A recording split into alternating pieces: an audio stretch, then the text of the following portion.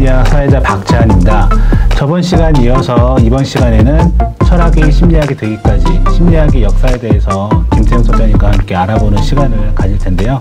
오늘도 김태형 소장님을 모시겠습니다. 안녕하세요. 안녕하세요. 네, 저번에는 철학과 심리학의 관계에 대해서 잘 알아보았는데요. 네. 오늘은 철학이 심리학이 되기까지 심리학의 역사에 대해서 탐험해보는 시간을 갖도록 하겠습니다. 네. 이 책에 이 정도를 오늘 하는 거예요, 그죠? 이 정도로.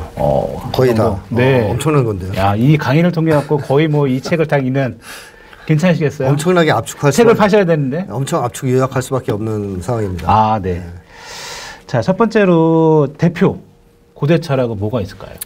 뭐라고 딱 찍기보다는 이제 흐름을 보면 네. 먼 고대에서부터 유물론 철학이 있었고 거기에 대립하는 것으로서 관념론 철학이 있어서 많이 싸웠죠. 뭐 피 터지는 싸움을 했다 해도 과언이 아닐 정도로 엄청 싸웁니다. 그리고 또 하나는 이제 변증법과 형이상학이 또 싸워요. 그러니까 이렇게 두 가지의 축을 가지고 고대 철학이 형성되기 시작했다. 이렇게 이제 보시면 되겠고, 그거는 뭐 서구 사회에도 그렇고 동양도 비슷합니다. 동양에서도 비슷한 대립이 있어요. 우리 조선 시대만 해도 유물론과 관념론의 투쟁이 있었거든요. 뭐 예를 들어서 뭐 이기론과 뭐 이런 거 또 하나 있잖아요. 이름 기억 안 나는데 하여튼 그래서 기억이 안 나는데 기를 중시하냐 이의를 중시하냐 해서 기 중시 철학이 유물론이고 이의를 중시하는 게 이제 관념론이에요. 그래서 한국에서도 그 싸움 많이 했습니다. 그러니까 이게 이제 고대서부터 이런 게 쭉 흐름이 있었다라고 보시면 되죠. 그러면은 대표 중세 철학은 어떤 게 있었어요? 중세는 네. 특별히 철학이 발전한 건 별로 없고 신학이 발전했죠. 그래서 뭐 오키나스 이런 식의 신을 설명하기 위한 철학 그런 것들이 유행했어요. 그래서 뭐 철학적으로 뭐 유물론과 관념론, 변증법과 형이상학의 대립은 중세 시대 때도 지속됐고 뭐 특별히 어떤 수준 높은 철학 이론이 나오지는 않았습니다. 그러면 철학의 어떤 시점으로 봤을 때는 답보 상태에 있는 어떤 그렇죠. 이제 이해되나요? 그래서 중세 시대를 암흑기라고도 하는 건데. 이제 기독교가 지배하면서 이제 거의 이제 신을 논증하는 뭐 이런 철학이 많이 유행하다 보니까 철학 발전이 좀 더뎠죠. 그래서 근대에 넘어오면서 이제 철학이 확 다시 꼽히기 시작합니다. 그리고 실제로 심리학에 영향을 직접적으로 주는 것은 근대 쪽 이후의 철학들이죠. 그러면은 그 대표적인 근대 철학에 대해서는 네. 말씀해 주시면 어떤 건가요? 자, 근대라 그러면 이제 소위 중세시대의 그 종교가 지배하는 세상이잖아요. 중세시대가. 네. 그러니까 종교적인 전행을 반대하고 개성, 학문의 자유 이런 걸 주장했던 문예부흥운동이 이제 발발한 걸 근대라 그러죠. 네. 근데 근대가 거기서부터 시작되는 거죠. 사상적으로는. 그래서 르네상스라고 하는.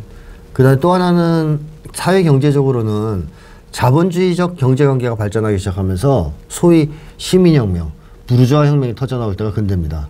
이제 근대는 사회경제적 배경은 시민혁명 혹은 부르주아의 혁명 혹은 자본주의가 이제 일반화되기 시작하는 이런 걸 흐름을 타고 문예부흥운동이 발생하는 이런 시점이라고 보시면 되겠고, 이때부터 이제 철학 개별과학들이 아주 빠르게 발전하기 시작해요.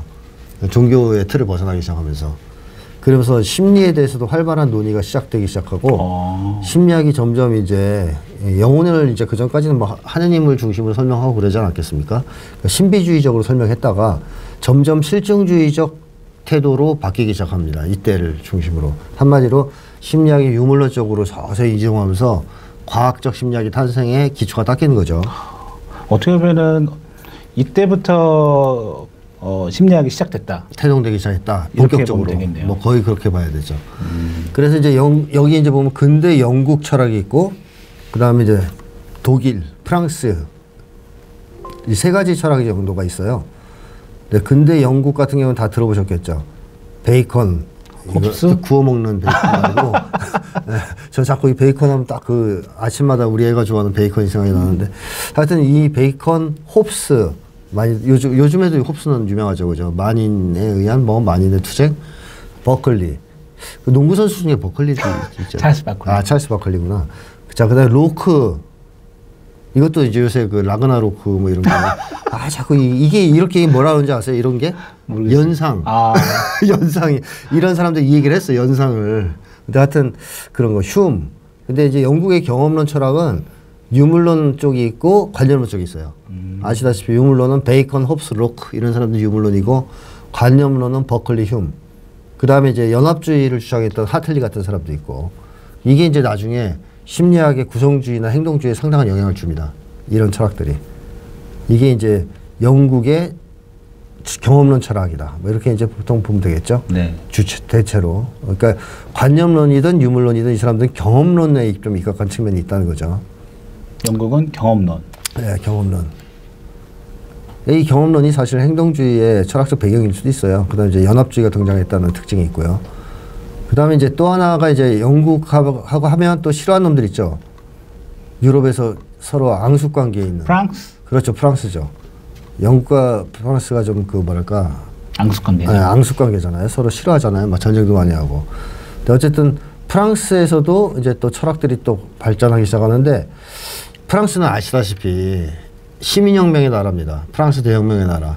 그래가지고 신흥 자본가들이 굉장히 힘이 센 나라였죠. 그래서 왕을 이렇게 단두대 데려다가 이렇게 칼로 치는 그런 행동을 했잖아요. 영국은 거기까지는 안 갔지만 뭐 죽인 적도 있지만 그래도 왕조를 유지해 줬잖아요. 그렇죠. 근데 프랑스는 왕조가 계속 버티다가 이제 귀족이나 왕들이 나중에 다 단두대의 이슬로 사라졌죠.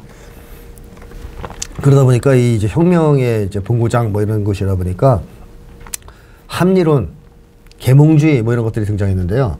이건 한마디로 특징이 뭐냐면 이성을 중시하는 거예요. 사람의 이성을. 인간 이성을 중시하는 거죠. 네. 그래서 이제 대표적으로 데카르트 같은 사람이 나옵니다. 이 사람이 이제 중요한 사람이죠. 심리학에서는.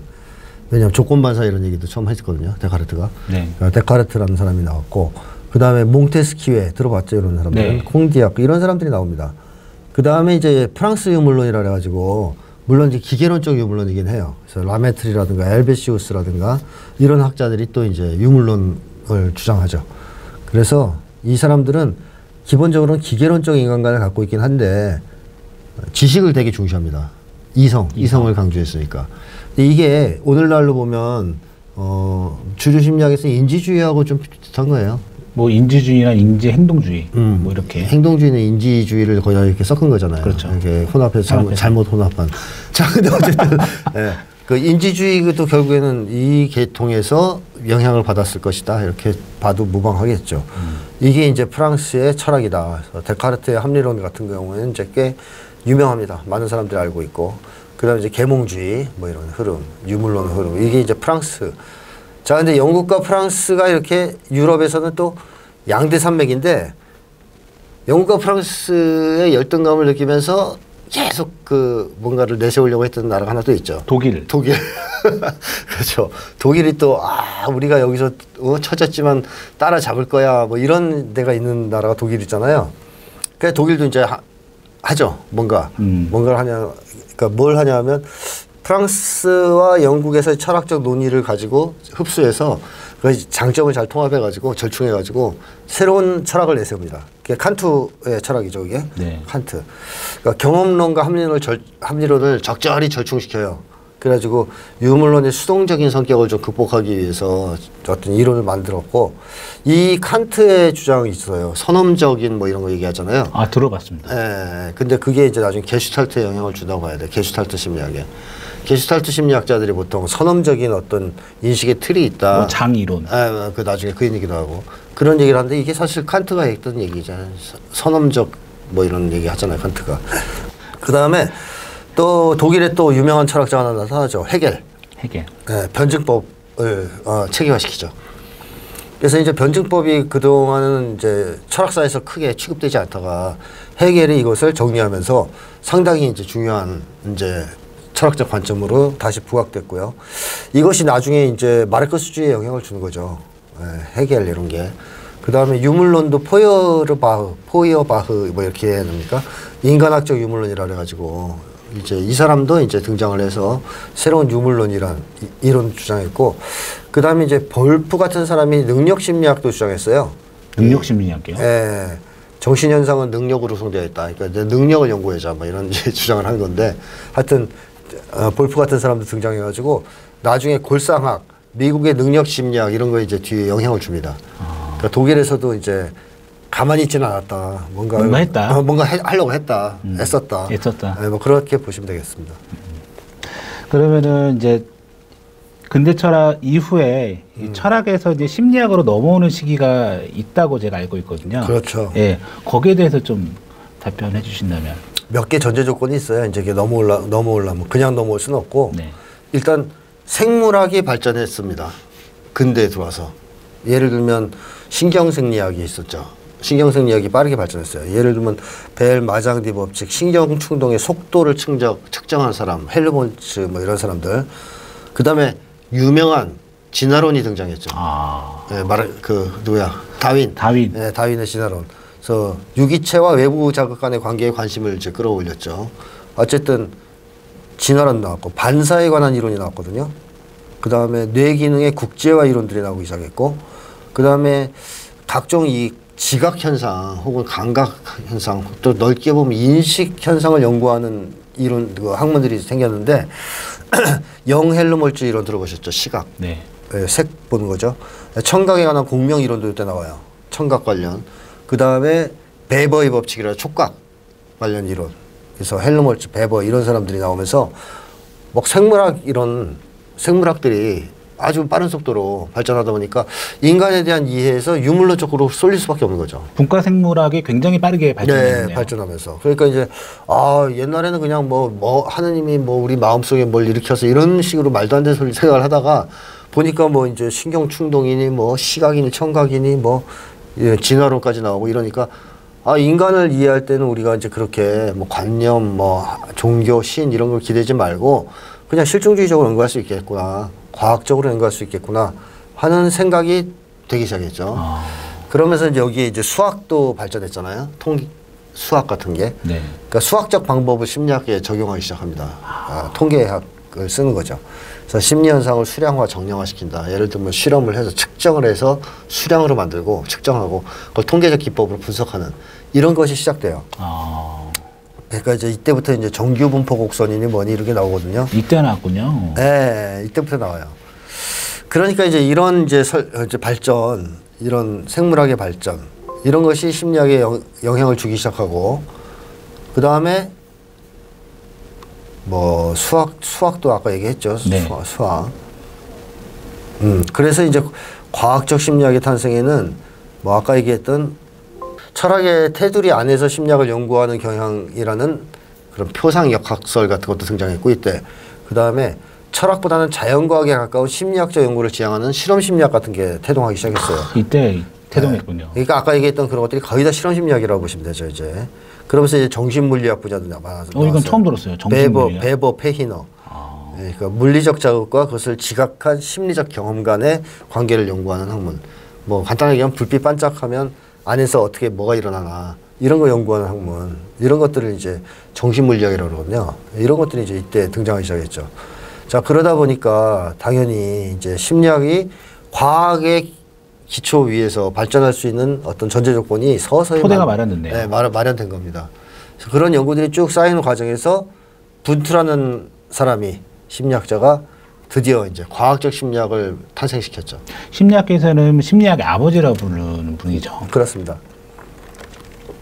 이 분투가 과학적 심리학의 탄생에 뭐 시조다 아버지다 여기에 대해서는 이론은 없는 것 같습니다. 어떤 책을 봐도 다 인정하는 것 같아요. 예를 들어서 뭐 주류 심리학계 비주류 할 거 없이 저도 분투라고 생각하거든요. 그렇기 때문에 분투가 과학적 심리학의 탄생의 아버지 뭐 이렇게 이제 보면 되겠고, 분투가 그 라이프치히인가요? 거기다가 그 심리연구소인가 심리 실험실을 차리잖아요. 심리연구소라고 있어요. 실험실하고. 하여튼 그런 걸 차리는데 그때를 이제 심리학의 탄생, 과학적 심리학의 출발 그때를 보는 거죠. 보통 분투 때. 네. 그래서 이제 분투가 나름대로 여러 가지 중요한 주장들을 했습니다. 예를 들어서 구성주의의 이제 시조이기도 하거든요. 분투가 인간의 심리 현상을 개개의 작은 요소로 나누고 그것을 연관시키는 원리를 뭐 증명해 보겠다 뭐 이렇게 생각했어요. 쉽게 하면 쪼개서 이해할 수 있다고 본 거예요. 인간 심리를. 그건 우리 처음에 얘기했던 인간의 심리 구조론하고도 조금 통하는 얘기 아닙니까? 네. 그러니까 이런 얘기를 이제 분투가 했고, 그 주장이 구성주의 심리학으로 이어지죠. 그 뒤에. 그래서 뭐 이제 분투는 뭐 여러 가지 이제 얘기를 했었고, 또 심리학이라는 개념도 정식화했어요. 그때 정식화했군요. 그 전에도 한 사람이 있었겠는데 이제 시원찮았고, 그나마 분투가 한 정의가 좀 괜찮은 정의, 그나마 이때까지의 정의에 비해서는 뭐라고 이분이 정의했냐면, 심리학을 의식의 과학이라 이렇게 정의를 했거든요. 그러니까 의식을 과학적으로 연구하는 학문이다 이런 얘기죠. 그러니까 여태까지는 그렇게 철학적 방식으로 연구를 주로 했다면 그렇게 하지 말고 과학적 방법으로 연구를 해야 된다. 그래서 의식의 과학이다 이렇게 정의를 했어요. 그래서 이제 심리학은 직접 경험을 다루므로 모든 과학의 원천이 된다 이렇게 이제 중요하게 이제 얘기를 했습니다. 네. 그래서 분투가 이제 뭐 그 외에 또 뭐 심신관계 문제에 대해서도 평행론을 주장했고 내성법을 사용했는데 이건 이제 문제가 있어요. 나중에 욕 엄청 먹는 거지 내성법이. 네. 그리고 이제 감정 이론도 주장했습니다. 엄청 많이 주장했네요. 네, 여러 가지로. 그러니까 분투가 그냥 하나만 한 사람이 아니고 그냥 여러 가지 종합적인 심리학의 어떤 그림, 밑그림 이런 걸 좀 그렸던 사람이에요. 그래서 세 가지 감정을 얘기하거든요. 그 세 가지 감정의 축이라고 할 수 있겠죠. 쾌, 불쾌, 긴장과 완화, 흥분과 진정. 이것이 감정의 세 가지 축이다. 이렇게 주장하면서 이게 각각의 이런 세 축이 자체의 특정한 생리적 기초를 가지고 있고 각각의 감정에 또 서로 다른 형태가 존재한다. 뭐 이런 식의 감정 이론 주장했고 근데 발달 심리학도 주장했습니다. 이 사람이. 발달 심리학까지. 네네네. 그래서 아동 발달, 개체 발달도 좀 연구를 했고 집단의 문화적 발달이라 해서 언어, 법률, 예술, 종교 등의 발달에 대해서도 연구를 했어요. 그러면서 이제 두 분야는 완전히 별개거니까 연구 방법도 완전히 달라야 된다. 뭐 이렇게 이제 주장을 했죠.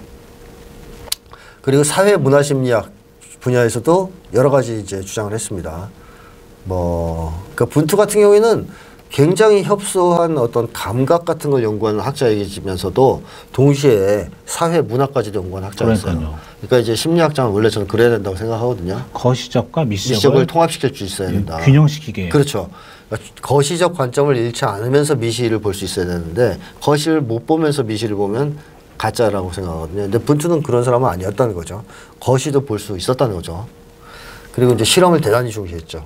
조금 지나치게 중시한 건 있는데 어쨌든 실험을 중시했고. 그래서 이제 분투는 다양한 심리학적 질문들을 제기하고 그것을 연구함으로써 후세의 심리학자들에게 출발점을 제공했다. 심리학이 탄생할 수 있는.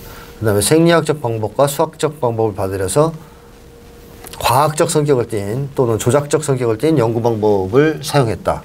이건 이제 나중에 과학적 심리학의 탄생에 직접 영향을 미친 거고 뭐 연상주의적 생물학적 이론과도 밀접한 관련이 있지만 경험론적 입장도 계승하고 뭐 그러면서 다양한 얘기를 했어요. 한계는 뭐 명확하게 있습니다. 옛날 사람이니까. 정신현상을 다소 형이상학적 관념론적으로 이해한 측면이 있고 네. 실험적 방법을 절대화하고 전적으로 실험에 의존하고 뭐 이런 거 그리고 실험을 지나치게 좀 높게 그것이 마치 과학을 보장한다는 듯이 한 거 이런 건 좀 문제죠. 네, 내성법 강조한 거 네, 나중에 비판을 많이 받았죠. 내성법 관련된 거는 요 책에 있죠? 있습니다. 네, 자세히 있습니다. 뭐 그다음에 이제 뭐 약간 관념적 성격도 있어요. 분투 같은 경우에는 과학적 심리학을 주장했지만 뭐 그런 정도의 한계는 있지만 어쨌든 분투가 나름 상당히 큰 기여를 함으로써 심리학의 아버지 혹은 심리학의 창시자라는 말을 들을 만한 기여를 한 건 맞습니다. 그럼 마지막으로 21세기 네. 이 심리학 역사의 흐름은 어떤 건가요? 지금의 심리학의 역사의 흐름은 이제 제가 주도하는 흐름이 하나 있는데 거의 영향을 못 미치고 있습니다. KTH라고 부르는 진보적 심리학, 올바른 심리학 주장이 있는데 거의 심리학계에서는 인정을 안 해주고 있고 주류 심리학계에서의 흐름은 딱 간단하게 몇 가지면 컴퓨터화가 되고 있죠. 점점. 그러니까 현대 인지 심리학, 인간을 컴퓨터랑 거의 똑같이 보는. 그래서 점점 인간을 컴퓨터랑 비슷하게 보면서 인간의 사고 기능을 컴퓨터에 빗대서 연구하는 경향이 강해지고 있고 또 하나 이제 두드러진 현상은 생리학화입니다. 생리학화. 생리학화. 네. 인간 심리를 뇌로 환원해서 연구하는 경향. 그래서 뇌과학이 엄청나게 발전했잖아요, 지금. 그건 좋아요. 그건 분과학문으로서 뇌과학이 발전하는 건 좋은데 인간을 뇌의 어떤 화학 성분에 의해서 좌우되는 존재 뭐 이런 식으로 이해하는 환원주의적 경향이 굉장히 강하거든요. 모든 걸 그걸로 대입해갖고 인간을 설명한다. 인간을 설명하는. 그러니까 뇌로 설명한다든가. 왜 윤석열은 저럴까? 그럼 뇌 호르몬에 이상이 있어서 그렇다. 이렇게 설명하면 안 되잖아요. 세로토닌 부족하다. 네, 세로토닌 부족이다. 뭐 이러면 안 되지 않습니까? 근데 하여튼 그런 식의 흐름도 가질 수 있다. 생리학화. 그 다음에 이제 마지막에 이제 비슷한 얘기지만 생물학화가 아주 심합니다. 생물학화. 네, 그러니까 인간을 동물로 보고 이 사회를 약육강식의 동물 세계를 보는 거죠. 그래서 진화심리학이 부활하는 게 이제 그걸 보여주는 거죠. 진화심리학은 그야말로 인간 세계를 동물의 세계를 똑같이 보고 인간을 결국 동물이라고 보는 거거든요. 자기 본능에 충실한. 히틀러가 그렇게 보지 않았나요? 히틀러가 그렇게 본 이론이 사회 진화론이었어요. 그게 나치들의 상당히 중요한 이데올로기였죠. 인종 청소 같은 걸 합리화해준. 근데 그게 걔네가 나치가 패망하면서 그 이론이 죽었잖아요. 그렇죠. 죽었는데 미국이 세계 지배 유일 초강대국으로 부상했던 90년대가 되자 이게 극적으로 부활합니다. 이름을 바꿔 달고. 그게 진화심리학이에요. 근데 굉장히 뭐 대단한 뭐 새로운 이론이 나온 것처럼 난리를 쳤거든요, 이거. 미국 애들도 그렇고 한국에서도 그렇고. 아, 그래가지고 저는 이제 이거랑 싸우다 욕도 많이 먹었는데, 진화심리학하고 싸우다가. 요즘에는 조금 이제 주춤하는 것 같지만, 그래도 여전히 진화심리학적 설명이 거의 대부분의 심리학 설명에 깔려 있어요. 사회학이나. 근데 이거는 상당히 사실 위험한 거죠. 잘못된 거죠. 그래서 저는 이것을 심리학의 생물학화다 이렇게 얘기를 하는데, 이러한 경향 때문에 심리학이 아주 디테일한 부가나 부분에서는 상당한 정도의 진전이 있는데, 전체로서의 학문, 심리학을 전체로서 보는, 인간 전체로서 보는 그런 관점에서 심리학은 오히려 후퇴한 측면이 있다. 여기서 와서. 저는 그렇게 생각합니다.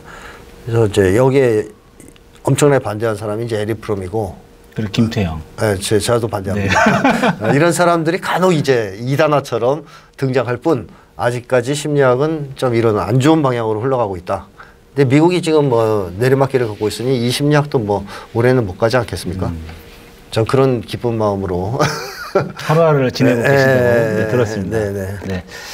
네, 그 오늘 나왔던 내용과 그다음에 그 나오지 않았던 내용에 대한 부분은 이 심리학을 만든 사람들 책에 다 있으니까 시청자분들도 시간 되실 때 구매하셔서 읽으면은 많은 도움 되실 거라 생각합니다. 네. 오늘 시간에는 소장님과 함께 철학이 심리학이 되기까지 심리학 역사에 대해서 알아보는 시간을 가졌는데요.